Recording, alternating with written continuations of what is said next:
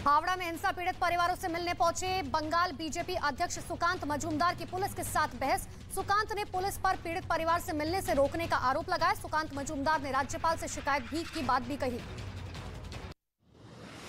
पश्चिम बंगाल के हावड़ा में हिंसा पर सीआईडी का एक्शन तेज। हिंसा वाले इलाकों में सीआईडी की टीम का दौरा। कुछ हिस्सों में धारा 144 लागू, इंटरनेट सेवा सस्पेंड की गई। राज्यपाल ने सीएम से इस मामले में रिपोर्ट मांगी है। पश्चिम बंगाल के हावड़ा में हिंसा पर बीजेपी ने ममता सरकार पर बोला हमला। हिंसा का वीडियो ट्वीट कर कहा पुलिस की मौजूदगी में हुई पत्थरबाजी। केंद्रीय मंत्री अनुराग ठाकुर का ममता बनर्जी पर बड़ा हमला। बिहार हिंसा पर केंद्र का बड़ा एक्शन। राज्य पुलिस को सहयोग करने के लिए अर्धसैनिक बलों की तैनाती की जा रही है। अमित शाह ने बिहार के गवर्नर से भी बातचीत की है। बिहार हिंसा की केंद्रीय मंत्री गिरिराज सिंह ने न्यायिक जांच की मांग की। कहा गजवा हिंद के रास्ते पर चल चुके हैं नीतीश कुमार। बंगाल के तर्ज पर बिहार को ले जाने का भी आरोप लगाया। बिहार में रामनवमी पर हुई हिंसा पर केंद्रीय मंत्री अनुराग ठाकुर का नीतीश सरकार पर बड़ा हमला। कहा बिहार में जंगल राज लौट आया है। जैसे लालू राज में जंगल राज था वैसे ही तेजस्वी और नीतीश राज में जंगल राज लौट आया है। बिहार दौरे पर गृह मंत्री अमित शाह पटना में बीजेपी नेताओं से करेंगे मुलाकात। नवादा में करेंगे रैली। धारा 144 लागू होने की वजह से सासाराम में होने वाली रैली रद्द।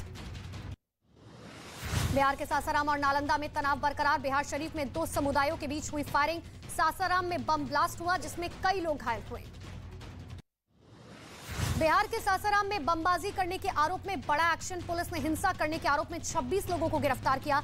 सभी स्कूल, सभी कोचिंग सेंटर को 4 अप्रैल तक बंद रखने के आदेश जारी किए गए।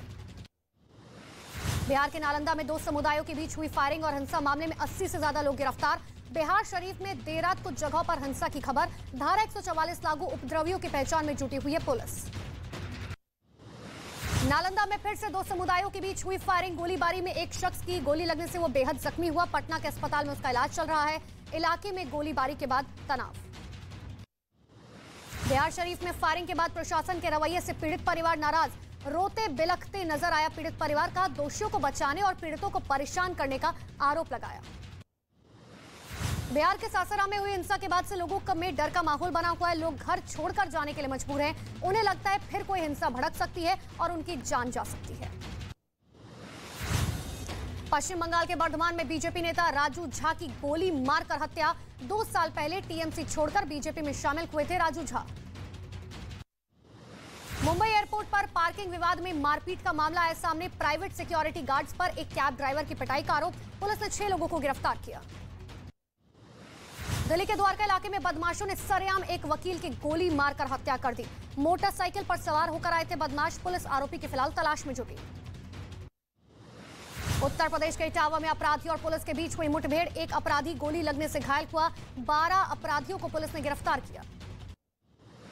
बिहार के मधुबनी में 2 भाइयों के बीच जमीन विवाद में झड़प हो गई। देखते ही देखते गोलीबारी होने लगी जिसमें गोली लगने से 3 लोगों की मौत हो गई। 5 लोग गंभीर रूप से घायल। उत्तर प्रदेश के नोएडा में सरेआम गुंडागर्दी का मामला है सामने, जहां सेक्टर 125 के पास कुछ लड़के एक आदमी को सड़क पर गिराकर उसे बुरी तरह से पीटते हुए नजर आए। फिलहाल पुलिस मामले में केस दर्ज कर आरोपी की तलाश में जुट गई है। उत्तर प्रदेश के इटावा में नौकरी से निकालने पर टावर पर चढ़ा आदमी नीचे उतारने के लिए कई घंटों तक पुलिस परेशान रही। महाराष्ट्र के गढ़चिरौली में पुलिस और नक्सलियों के बीच हुई मुठभेड़ जिसमें पुलिस ने एक नक्सली को ढेर कर दिया। पुलिस के एक हेलीकॉप्टर को उड़ाने की साजिश नाकाम। महाराष्ट्र के शिरडी में रामनवमी के मेले में झूला टूटने से हुआ बड़ा हादसा। 8 लोगों के घायल होने की खबर। घायलों को अस्पताल में भर्ती कराया गया। महाराष्ट्र के अहमदनगर में एक टेम्पो बिजली के खंभे से जा टकराया। हादसे का सीसीटीवी फुटेज सामने आया। इस हादसे में 3 लोग बाल बाल बच गए। बिहार के समस्तीपुर में डेकोरेशन की दुकान में आग लगने से मचा हड़कंप। आग में हजारों की संपत्ति जलकर हुई राख। शॉर्ट सर्किट की वजह से लगी थी आग। हिमाचल प्रदेश के कुल्लू में जमकर बर्फबारी। भारी बर्फबारी की वजह से लोग अपने घरों में कैद हो गए। जम्मू कश्मीर के कटरा में माता वैष्णो देवी जाने वाली सड़क पर पहाड़ से बड़े बड़े पत्थर गिरे जिसके बाद सड़क को कुछ समय के लिए बंद करना पड़ा। जम्मू के रामबन जिले में जम्मू श्रीनगर नेशनल हाईवे पर पहाड़ से गिरे पत्थर, जिसके बाद हाईवे पर आवाजाही बंद की गई।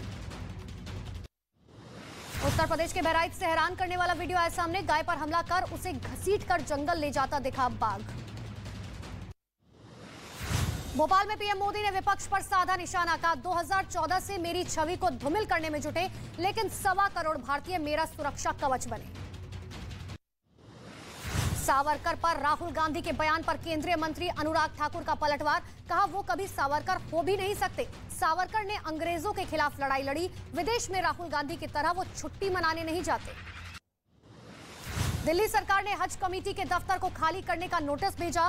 भारतीय जनता पार्टी ने हाजियों का अपमान करने का आरोप लगाया। बीजेपी अल्पसंख्यक मोर्चा ने आंदोलन की चेतावनी भी जारी की।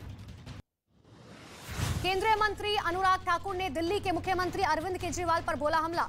कहा शराब घोटाला मामले में मुख्य आरोपी अब भी बाहर है, इसीलिए केजरीवाल डरे हुए हैं। बागेश्वर धाम के धीरेन्द्र शास्त्री का रामनवमी पर विवादित बयान। कहा भारत में रहना है तो सीताराम सीताराम कहना होगा। भारत में नहीं टिक पाएंगी देश विरोधी ताकतें। Vice admiral Sanjay Jasjit Singh vice chief of naval staff बनाए गए। कार्यालय पहुंचकर उन्होंने कार्यभार ग्रहण किया। आज देश भर में कई जगहों पर अहिंसा रन का आयोजन। दिल्ली के जेएलएन स्टेडियम में कार्यक्रम का आयोजन किया गया। केंद्रीय मंत्री अनुराग ठाकुर, किरण रिजिजू ने आईआईएफएल जीत रनों को हरी झंडी दिखाई। देश में कोरोना के करीब 4000 नए मामले आए सामने। देश में कोरोना के 18,000 से अधिक एक्टिव मामले। दिल्ली में एक दिन में 400 से ज्यादा नए मामले आए सामने। मुंबई में नीता मुकेश अंबानी कल्चरल सेंटर में हुआ 18वीं सदी के पोशाकों का प्रदर्शन। दुनिया के मशहूर डिजाइनरों के शो देखने पहुंची नामी हस्तियां। एक महीने के लिए यूएनएससी का अध्यक्ष बना रूस। यूक्रेन ने किया विरोध। कहा पिछली बार रूस के अध्यक्ष रहते शुरू हुआ था युद्ध। यूक्रेन के आंतरिक मामलों के मंत्री के सलाहकार ने ट्वीट कर पुतिन को लेकर किया बड़ा दावा। कहा सत्ता खोने के बाद पुतिन को सता रहा है अपनी सुरक्षा का डर। शी जिनपिंग के साथ इस बैठक में मामले पर की गई थी चर्चा। बेलारूसी राष्ट्रपति अलेक्जेंडर लुकाशेंको ने दावा किया कि पोलैंड यूक्रेन को तोड़ना चाहता है। इसके साथ ही उन्होंने आरोप लगाया कि पोलैंड बेलारूस पर भी हमले की साजिश रच रहा है। रूस से तनाव बढ़ने के बीच नाटो देशों ने सैन्य अभ्यास तेज किए। रोमानिया की एयरफोर्स के जवानों ने अमेरिका सेना के साथ साथ सैन्य अभ्यास किया। इजराइल की राजधानी तेल अवीव में नेतन्याहू सरकार के खिलाफ प्रदर्शन तेज हो गए। नए कानून के खिलाफ हजारों लोग सड़कों पर उतरे और नेतन्याहू सरकार के खिलाफ जमकर नारेबाजी की। नए कानून को पूरी तरह से रद्द करने की मांग की गई। पाकिस्तान के पेशावर में खाना लूटने के दौरान 16 लोगों की मौत। भीड़ बढ़ने पर पुलिस ने आंसू गैस के गोले दागे, हवाई फायरिंग की, जिस भगदड़ में 16 लोगों की मौत हो गई। बलूचिस्तान में ईरानी सीमा पर आतंकी हमले में पाकिस्तान के 4 जवानों की मौत। पाकिस्तानी सेना का आरोप है ईरानी आतंकियों के हमले में उनके जवानों की मौत हुई।